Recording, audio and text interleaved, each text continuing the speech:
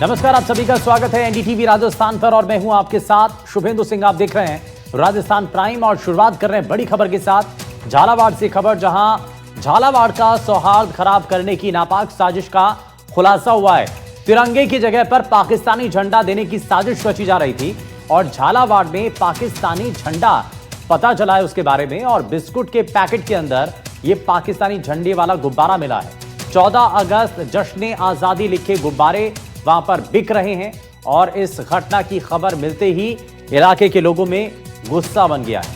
हिंदू संगठनों ने नारेबाजी करते हुए सख्त कार्रवाई की मांग की है और मौके पर पहुंची पुलिस ने दुकान से यह सामान जब्त कर लिया है। एमपी के आलोट से इन बिस्कुटों की सप्लाई होती है।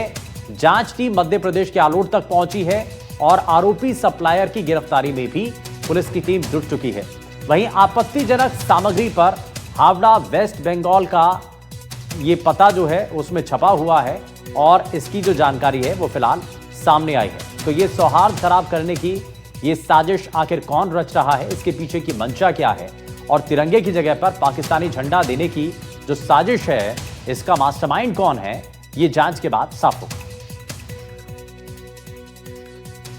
और सीकर से बड़ी खबर, जहां गैंग की आपसी रंजिश बनी हत्या की वजह। गैंग की आपसी रंजिश के चलते एक युवक की हत्या हो गई और परिजनों ने 5600 गैंग के बदमाशों पर आरोप लगाया, यानी कि 5600 गैंग के बदमाशों पर आरोप लगाया। अस्पताल के बाहर परिजनों का धरना प्रदर्शन, जहां आरोपियों की गिरफ्तारी की मांग की जा रही है। पिपराली के युवक बदमाशों ने यह हत्या की घटना को अंजाम दिया और गैंग की आपसी रंजिश हत्या की वजह बन गई और इस दौरान ये बड़ी जानकारी मिल रही है। 5600 गैंग के बदमाशों पर यह आरोप है कि भाई उनका डेथ हो गई, तो उनको लेकर के हम आ रहे हैं।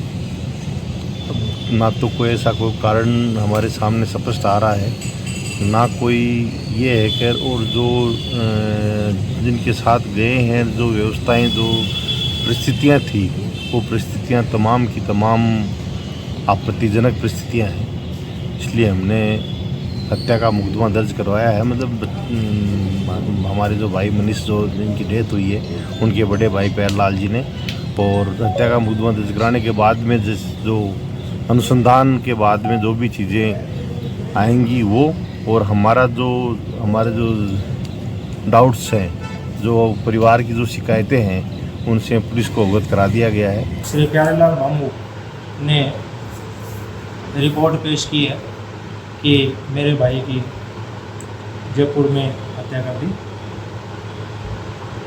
जिस पर जो है अभियोग पंजीबद्ध कर अनुसंधान किया। और हमारे संवाददाता जगदेव हमारे साथ जुड़ गए हैं। जगदेव, बताइए, ये गैंग वॉर के बीच में जो गैंग के बदमाश हैं, हत्या का आरोप लग रहा है, क्या ये मामला है? ये आपसी जो है गैंगवार का पूरा मामला सामने आया है। इसमें जो मृतक युवक है मनीष, उसको जो है 0056 गैंग है एक, रविंदर कटेवा जी, वो इसके जो बदमाश है, इसको शराब पिलाने के बहाने शराब पार्टी में ले गए थे। उसके बाद में वहाँ पे यहाँ पे सीकर में शराब पार्टी की, इसके बाद जयपुर गए हैं। जयपुर जाने के बाद में जो है युवक की मौत हुई है। मनीष नाम का युवक है, उसकी मौत हुई है। मौत के बाद जब आज सुबह परिजनों को इस बात का पता चला तो परिजन जो है एचके अस्पताल में धरने पर बैठ गए। उनका आरोप है कि जो गैंग के बदमाश है, जो रविंदर कटेवा की जो गैंग है, उनके लोगों ने जो है इसके साथ जो है इसकी हत्या की है। क्योंकि एक पहले जो जमीनी विवाद का मामला था, उसमें जो है परिजनों का आरोप है कि जो मृतक युवक मनीष है, उसने जो है दूसरे पक्ष का जो है साथ दिया था, जिसके चलते जो है रविंदर कटेवा की गैंग के बदमाशों ने जो है युवक की हत्या की है। इस तरह का आरोप जो लगाया गया, लगाने के बाद में अब जो एसके अस्पताल की मोर्ची के बाहर परिजन और ग्रामीण जो बदमाशों की गिरफ्तारी की मांग को लेकर के बैठे हैं। वही जो पुलिस अधिकारी मामले में जो समझाइश का प्रयास कर रही है, लेकिन अभी देर शाम तक जो है मामला नहीं सुलझ पाया और परिजन और ग्रामीण जो है अभी भी जो है एचके अस्पताल की मोर्ची के बाहर धरने पर बैठे हैं अपनी मांगों को लेकर के। अच्छा जगदेव, एक सवाल और है कि ये किस गैंग के बदमाशों पर ये आरोप लग रहा है? जी बताना चाहूंगा, ये 0056 गैंग है, जो रविंदर कटेवा जो हिंदू जिले का है, यहाँ इस इलाके में भी उसकी गैंग सक्रिय है। तो इस गैंग के लोगों पर जो है आरोप लगाया गया कि इन्होंने जो है इसको मारा है, को मनीष को, इसकी हत्या की गई है शराब पार्टी में ले जाकर के। यानी कि 0056 गैंग के बदमाशों पर ये आरोप लग रहा है। खैर, बहुत शुक्रिया जगदेव इस पर जानकारी। और जयपुर से बड़ी खबर है, जहां राजस्थान यूनिवर्सिटी में विरोध प्रदर्शन शुरू हुआ और एनएसयूआई की ओर से यह प्रदर्शन किया गया और पुलिस ने बल प्रयोग करते हुए प्रदर्शनकारियों को वहां से खदेड़ दिया। पुलिस के लाठीचार्ज में कई छात्र नेता घायल हो गए, कई कार्यकर्ता गंभीर रूप से घायलों को अस्पताल में भर्ती कराया गया। दरअसल प्रदर्शनकारियों ने आरएसएस के कार्यक्रम की तरफ कूच किया था और इस दौरान एनएसयूआई के कई कार्यकर्ताओं को हिरासत में लिया गया। आरएसएस के कार्यक्रम का एनएसयूआई विरोध कर रही थी, जिस बात को लेकर के ये प्रदर्शन किया गया।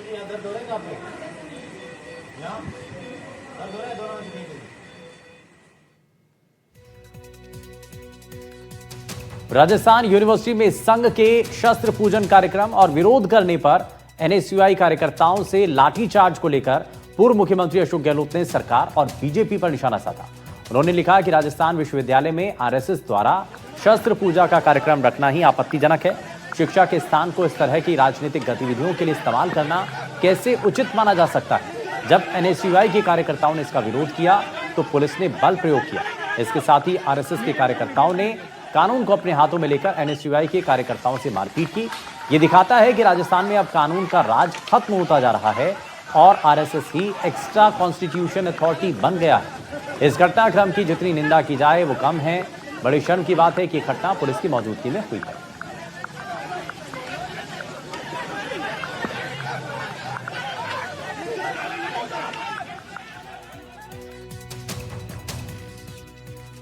और राजस्थान विश्वविद्यालय में हुए बवाल पर नेता प्रतिपक्ष टीकाराम जूली ने भी बीजेपी को घेरा। जूली ने लिखा है कि बीजेपी और आरएसएस की नफरत भरी राजनीति का विरोध करने वाले एनएसयूआई नेताओं और कार्यकर्ताओं पर सरकार की शह से पुलिस द्वारा उन पर लाठीचार्ज किया गया, गाड़ियों में तोड़फोड़ की गई और उनको गिरफ्तार करने की घटना निंदनीय है। मैं मुख्यमंत्री जी से कहना चाहता हूं कि शिक्षा के मंदिरों को राजनीति का अखाड़ा नहीं बनाना चाहिए। और साथ ही इस दौरान यह भी कहा गया कि राजनीतिकरण नहीं करना चाहिए शिक्षा के मंदिरों का। एनएसयूआई के सभी जो कार्यकर्ता हैं, गिरफ्तार नेता हैं और कार्यकर्ता हैं, उनको तुरंत प्रभाव से रिहा किया जाना चाहिए, ये भी मांग इस दौरान की गई है। तो यहां पर नेता प्रतिपक्ष टीकाराम जूली ने भी बीजेपी को घेरा है, सरकार को घेरा है और जो घटना हुई उसको लेकर के सवाल उठाए।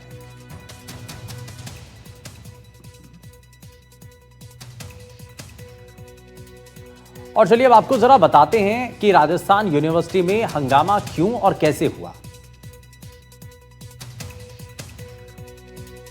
तो दरअसल राजस्थान यूनिवर्सिटी में हंगामा क्यों हुआ, उसके पीछे की वजह एनएसयूआई की ओर से किया गया प्रदर्शन है। दरअसल प्रदर्शनकारियों ने आरएसएस के कार्यक्रम की तरफ कूच कर दिया था, यानी कि पहले यूनिवर्सिटी के अंदर आरएसएस का कार्यक्रम हो रहा था, उस तरफ एनएसयूआई के कार्यकर्ता चले गए। दशहरे पर विधि कॉलेज ग्राउंड में यह शस्त्र पूजन का कार्यक्रम आरएसएस की तरफ से होना था और आरएसएस के कार्यक्रम का एनएसयूआई लगातार विरोध कर रही है।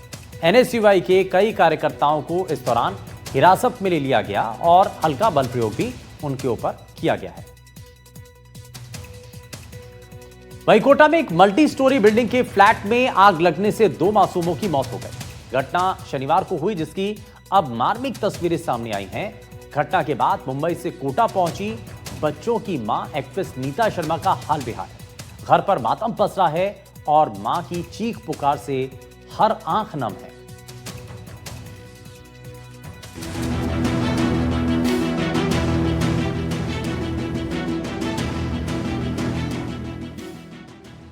मातम, चीख पुकार, हाहाकार। 2 बच्चों की मौत, मां का फटा कलेजा। बच्चों की मौत का सदमा, मां के दर्द से हर आंख नम।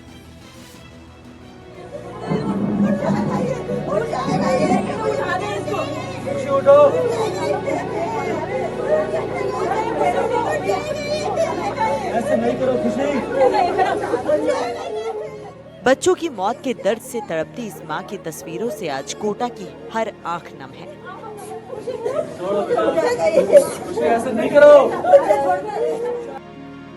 दो बच्चों को एक साथ खोने का दर्द क्या होता है, इन तस्वीरों को देखकर अंदाजा लगाया जा सकता है। बच्चों को झकझोरती मां को अब किसी करिश्मे की उम्मीद है।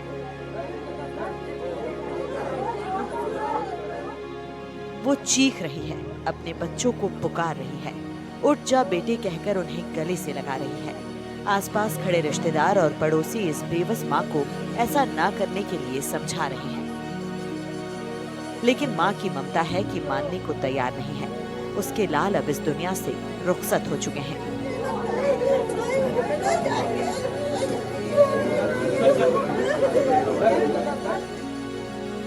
आपको बता दें कि यह दर्दनाक हादसा अनंतपुरा ट्रांसपोर्ट नगर कोटा में शनिवार रात करीब 2 बजे हुआ। सोसाइटी के फ्लैट नंबर 403 में अचानक आग लग गई और कुछ ही देर में पूरा घर धुएं से भर गया। इस धुएं ने इस परिवार का सब कुछ निगल लिया। धुएं के बीच फंसे 2 मासूम और वो भी सगे भाई बाहर निकलने की कोशिश करते रहे, लेकिन सांसें साथ छोड़ गई। दम घुटने से दोनों की मौत हो गई। मासूमों को दरवाजा तोड़कर बाहर निकाला गया। दोनों मासूमों को अस्पताल में भर्ती करवाया गया, लेकिन उससे पहले ही मासूमों की धड़कनें थम चुकी थीं। हादसा बिल्डिंग के 4th फ्लोर के फ्लैट नंबर 403 में हुआ। हादसे के दौरान 10 साल का वीर और उसका 15 साल का भाई शौर्य घर में अकेले सो रहे थे। छोटा भाई वीर टीवी एक्टर था, वहीं बड़ा भाई IIT की तैयारी कर रहा था। बच्चों के पिता जितेंद्र शर्मा कोटा में कोचिंग टीचर हैं। हादसे के समय पिता भजन संध्या में गए हुए थे और मां मुंबई में थी। हादसे के वक्त माता पिता घर से बाहर गए हुए थे और दोनों भाई अकेले ही कमरे में खेल रहे थे, लेकिन अचानक शॉर्ट सर्किट से लगी आग ने पूरे परिवार की खुशियां छीन ली।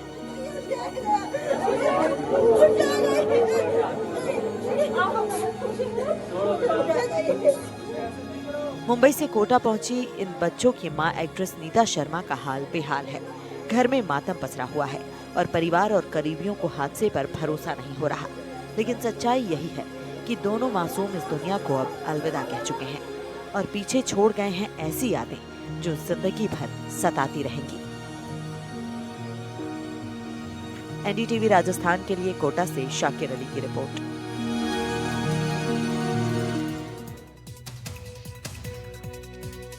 और अब बात एक ऐसी दवाई की जो खांसी खत्म करने के लिए बनाई गई, उससे मासूमों की जान पर बनाई। राजस्थान में एक सरकारी सिरप बच्चों की जान ले रही है, उनकी जान पर बना रही है और सारा सिस्टम मूक दर्शक बना हुआ ये सब कुछ देख रहा है।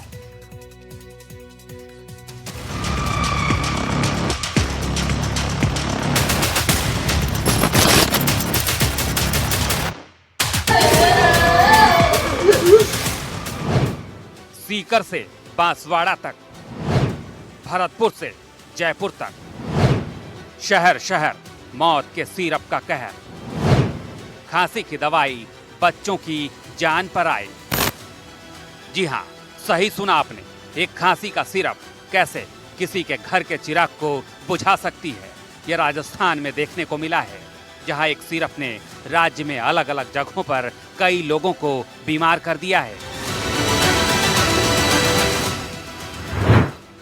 ये सभी सिरप सरकारी अस्पतालों में फ्री में दिए गए थे, जिन्हें पीने के बाद लोगों की तबीयत बिगड़ गई। मामला तब और ज्यादा बढ़ गया जब सीकर के नजदीक खोरी ब्राह्मणान में 15 साल के बच्चे की सरकारी अस्पताल की निःशुल्क दवा पीने से मौत हो गई। और वो दवाई यही पिलाई थी और कोई दवाई भी नहीं पिलाई थी। ये जो डॉक्टर को दिखा करके कहाँ से लेकर के आए? चिराना हॉस्पिटल है, अपने गवर्नमेंट हॉस्पिटल है चिराना, वहाँ से दवाई लेके आए थे। राजकीय हॉस्पिटल की दवाई है बाकायदा, और हमने तो पिलाई भी आधा ढक्कन ही है, कोई ज़्यादा भी नहीं पिलाई। मामला सामने आने पर हड़कंप मच गया और आनन फानन में इस सिरप के इस्तेमाल पर पाबंदी लगा दी गई है। वहीं अस्पतालों पर पहुंचने का जिम्मा संभालने वाले RMSCL यानी Rajasthan medical services corporation limited ने दवाओं के सैंपल भी उठाए हैं और जांच भी शुरू करवा दी है। इसके कार्यकारी निदेशक जय सिंह ने दावा किया कि जुलाई से अब तक इस दवा की 1,22,211 बोतल अलग अलग पेशेंट को दी गई है। 28 तारीख को पहली बार हमारी जानकारी में आया था, भरतपुर के 2 स्वास्थ्य केंद्रों से ये खबर आई थी कि डेक्स्ट्रोमेथोर्फिन मेडिसिन देने के कारण बच्चों की तबीयत खराब हो गई है। ये रिपोर्ट आने के बाद तुरंत ही हमने उस मेडिसिन का डिस्ट्रीब्यूशन है पूरे स्टेट के अंदर प्रतिबंधित कर दिया। हमारा ई-औषधि सॉफ्टवेयर है, उससे उसका डिस्ट्रीब्यूशन ब्लॉक कर दिया। वहीं हालात बिगड़ने पर प्रदेश की डिप्टी सीएम दिया कुमारी ने मोर्चा संभाला और जांच कर दोषियों पर सख्त कार्रवाई की बात कही। तो इन सब चीज़ों की जो है इसमें सब इन्वेस्टिगेशन जारी है। इन्वेस्टिगेशन की जो भी रिपोर्ट आएगी, अगर कोई भी जिसने गलत काम किया है, अगर किसी का कोई भी ऐसा क्राइम है जो सामने दिख रहा है या साबित होता है, तो निश्चित रूप से हमारी सरकार तो पहले भी कार्रवाई करती आई है और बहुत ही सख्त कार्रवाई होगी। कोई भी इस तरह का गुनाहगार होगा या क्रिमिनल होगा, उसको बख्शा नहीं जाएगा। वहीं कांग्रेस ने मुद्दे को लेकर सरकार को घेरना शुरू कर दिया है। कांग्रेस ने बच्चे की मौत के लिए राज्य सरकार को जिम्मेदार ठहराते हुए सीएम से जवाब मांगा। सीकर में नकली दवा पीने से एक बच्चे की डेथ हो गई, सरकार को जवाब देना चाहिए। मुख्यमंत्री जी सामने आइए, बताइए, नकली दवा खरीद रहे हैं आप। फ्री दवा और फ्री इलाज कांग्रेस की बहुत बड़ी ड्रीम योजना थी और उस ड्रीम योजना का रिलीफ मिला। आपने चिरंजीवी योजना बंद कर दी, फ्री इलाज आपने बंद कर दिया। पहले 50 लाख तक का इलाज हमारे टाइम पर फ्री होता था। बयानों और जांच के दावों के बीच फिर वही बड़ा सवाल उठता है कि आखिर जिन बच्चों की मौत की शिकायत आई, उन बच्चों का पोस्टमार्टम क्यों नहीं हुआ? आखिर क्यों स्वास्थ्य विभाग बच्चे की मौत के बाद जागा और दवा पर रोक लगाई? जरूर दाल में कुछ काला है, तभी तो एक के बाद एक लिपापोती की कोशिश की गई। खैर, जांच के बाद सामने आएगा कि लापरवाही किसकी है। लेकिन एक भी बच्चे की इस तरह मौत सिस्टम पर बड़े सवालिया निशान छोड़ जाती है। सवाल ये भी है कि अगर ये जो सीकर में मृत्यु हुई है, उस बच्चे को 7 जुलाई को दिखाया गया था और तब कफ सिरप दिया गया था, तो क्या 7 जुलाई के बाद से 2 महीने बाद दवा का असर हो सकता है? ये पूरे मामले में सवाल कई खड़े हो रहे हैं। लिहाजा दवा के सैंपल की रिपोर्ट आना और पुख्ता जांच होना इसकी जरूरी दिख रही है। कैमरा पर्सन जसराज के साथ शशि मोहन। और अब सवाल का ही कफ सिरप पर इसलिए सवाल उठ रहे हैं, आपको बता दें, दरअसल सीकर, भरतपुर, जयपुर से सिरप से जुड़ी शिकायतें मिली। सिरप पीने से सीकर में मासूम की मौत हो गई और सिरप पीने से जयपुर और भरतपुर में कुछ लोगों की तबीयत भी बिगड़ गई। भरतपुर सीएमएचओ ने दवाई वितरण पर रोक लगाई, इस मामले को बड़ी गंभीरता से लिया। वहीं इसके बाद नींद, घबराहट, चक्कर, बेचैनी और बेहोशी की शिकायत इसमें अक्सर जितने मरीज सामने आ रहे हैं, चाहे छोटे बच्चे हो या बड़े, उनमें ये सामने आ रहे हैं। क्वालिटी जांच के लिए गवर्नमेंट लेबोरेटरी में ये दवाएं भेजी जाएंगी और RMSCL को तत्काल जांच कर कार्रवाई के निर्देश भी दे दिए गए। वहीं सप्लाई किए 19 बैचों के उपयोग पर तत्काल प्रभाव से फिलहाल रोक लगा दिया गया है, यानी कि ये फिलहाल सबसे पहले कार्रवाई इस मामले को लेकर के की गई है।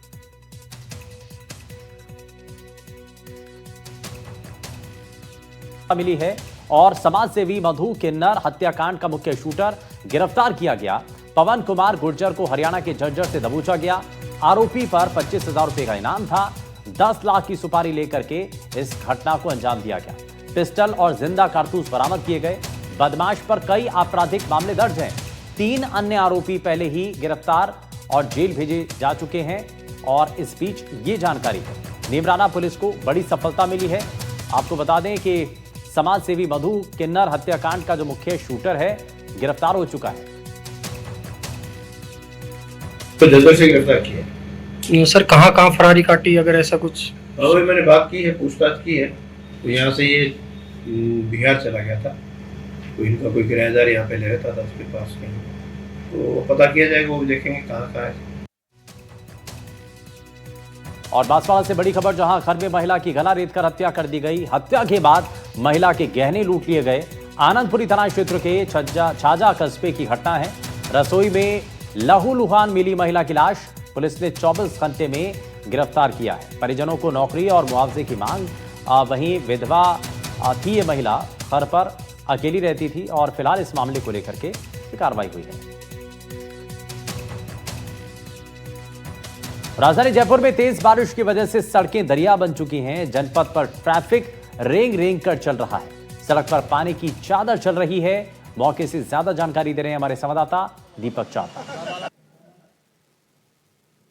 राजधानी जयपुर में तेज बारिश का दौर जारी है और बारिश की वजह से सड़कें जो है वो दरिया बन चुकी है। मैं इस समय जनपद पर हूँ, जहाँ पर आप देखेंगे किस तरह से जो तेज़ बारिश है वो यहाँ पर जो है वो होती हुई आप देखेंगे कि यहाँ पर तेज़ बारिश है और सड़कें जो है वो दरिया जो है वो बन चुकी है। जहाँ तक आपकी निगाहें जाएगी वहाँ पर केवल आपको पानी दिखाई देगा और पानी के साथ ट्रैफिक दिखाई देगा जो कि रेंग रेंग कर चल रहा है। तेज़ बारिश की वजह से जयपुर की सड़कें दरिया बन चुकी है और वहाँ पर ट्रैफिक जो है वो धीरे धीरे चल रहा है और सभी जगह जो गाड़ियाँ हैं वो काफ़ी ज़्यादा टायर तक जो है वो डूब चुकी है। कई गाड़ियाँ जो है वो पानी में जाने की वजह से खराब भी हो रही है। वहीं मौसम विभाग ने भी आज जयपुर सहित दर्जनों जो ज़िले हैं वहाँ पर रेड और ऑरेंज अलर्ट जारी किया है। जयपुर में बिना मौसम के बारिश जो है वो लगातार हो रही है। शाम को 3:30 बजे से 4 बजे से लेके अभी भी रुक रुक कर बारिश हो रही है और एक बार शाम को जो है वो बारिश काफ़ी ज़्यादा तेज़ चल रही थी। इसके साथ ही बारिश तो आई लेकिन बारिश एक बड़ा खतरा लेके आई मौसमी बीमारियों का, वायरल का, क्योंकि मौसम परिवर्तन हो रहा है तो ऐसे में अब खांसी जुकाम बुखार की शिकायतें भी लगातार आ रही है। तो जयपुर के अंदर आज भी अलर्ट है, इसके साथ ही कल भी बारिश का अलर्ट है। फिलहाल वाहन चालकों को बहुत ज़्यादा तकलीफ का सामना करना पड़ रहा है क्योंकि जयपुर की सड़कें दरिया बन चुके हैं। सहयोगी जसराज के साथ दीपक चावला, एनडीटीवी जयपुर। वहीं टोंक में नाबालिग छात्रा से छेड़छाड़ और धर्मांतरण की धमकी और धार्मिक टिप्पणी की अफवाह के बाद समुदाय विशेष की भीड़ ने हिंदू युवक के कारखानों में तोड़फोड़ के बाद तनाव के हालातों से शहर को निजात भी नहीं मिल रही। ऊपर से टोंक निवासी राजस्थान के AIMIM के पूर्व लीगल एडवाइजर कासिफ जुबेरी पर जयपुर के रहने वाली एक महिला ने यौन शोषण के साथ धर्म परिवर्तन का दबाव डालने का आरोप लगाया। थाना कोतवाली टोंक में 4 पेज के परिवाद पे महिला ने कई गंभीर आरोप लगाते हुए न्याय की गुहार लगाई है और उसके बाद थाना कोतवाली पुलिस में 0 FIR दर्ज कर ली गई है। इन्होंने हमारे नाम पर बहुत से लोगों से पैसे लिए, क्लाइंटों से, ये दिखाकर कि भाई वो सीनियर हैं, जबकि ऐसा कुछ भी नहीं था। हमारा नाम उन केसों पे नाम आया, कहीं कुछ नहीं हुआ। फिर हमने जब भी इनको बोला तो ये हमको बहुत बाहर अलग अलग तरीके से, कभी बच्चे का, माँ का धमकाते रहते थे और फिर उसके बाद में ये सारी चीज़ें चलती रही। इस ज़रिए हम यहाँ पर प्रेग्नेंट भी हुए और इसके बाद में इन्होंने हमको, जब भी हमने शादी की बात करी कि भाई ऐसा ऐसा बोल रहे हैं हमारे हस्बैंड ने, तो हमको अब छोड़ रहे हैं, आपने कहा सारी चीज़ें हैं। तो उसके बाद में इन्होंने ये करा कि तुम्हें धर्म परिवर्तन करना पड़ेगा और वही अस्पताल में थे, प्रेग्नेंट थे, सारी चीज़ें थी। उसी दौरान इन्होंने कुछ कागज़ साइन किए और अपने एंड पे कुछ एक नाम भी रख दिया। हमारे पास पिछले शाम को 6 बजे के आसपास सूचना लगी थी कि एक महिला है जिसका काशिफ जुबेरी ने पिछले 10 साल से उसका दहेज शोषण किया है। उसके साथ में जो उसके जो प्रेग्नेंट हुई उसे भी मिसकैरेज करवाया है, साथ ही उसका धर्म परिवर्तन भी करवाया है। और धर्म परिवर्तन के साथ साथ उसके साथ से एक बड़ी अमाउंट की कोई राशि है वो भी एक्सटॉर्शन के अंदर उसने ली है। इस प्रकार का जो प्रकरण है और उसके उनके साथ में जिस प्रकार से जो 10 साल से जो लगातार यौन शोषण किया जा रहा है और उसे एक जिहादी तरीके से जिस प्रकार से उन्होंने जो सिस्टम सेट किया है उसके बारे में एक FIR दर्ज करवाई गई है। अभी आरोपी के साथ इनका साल भर से संबंध था, तो उसने उसके साथ में बलात्कार की रिपोर्ट दी है। जो जयपुर का मामला है, ये जयपुर में बजाज नगर थाना इलाके का मामला, तो हम यहाँ से 0 नंबर की FIR दर्ज करके उसको तफ्तीश के लिए बजाज नगर थाने में भिजवा रहे हैं। आरोपी कौन है, किस तरह की बात उनके बारे में बताई गई है? आरोपी का नाम काशिफ जुबेरी है, जो यहाँ भी रहता है, जयपुर भी रहता है। तो जयपुर में रहने के दौरान इनका संपर्क था और वो सारा घटनाक्रम जयपुर का ही है, इसलिए 0 नंबर की FIR दर्ज करके जयपुर भिजवा रहे हैं। राजस्थान प्राइम में फिलहाल के लिए बस इतना ही, लेकिन तमाम बड़ी खबरों को जानने के लिए बने रहिए NDTV राजस्थान के साथ। नमस्कार।